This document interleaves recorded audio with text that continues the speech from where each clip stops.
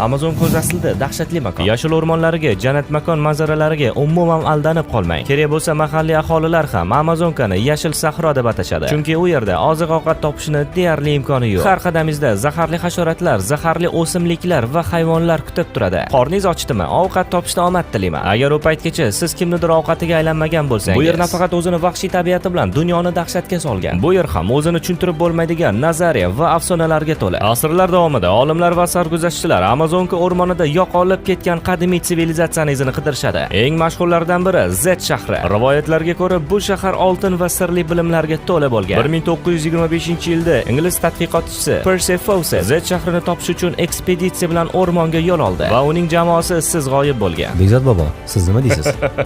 Qo'li kallamda ekan, yoshligim eslatib yubordi.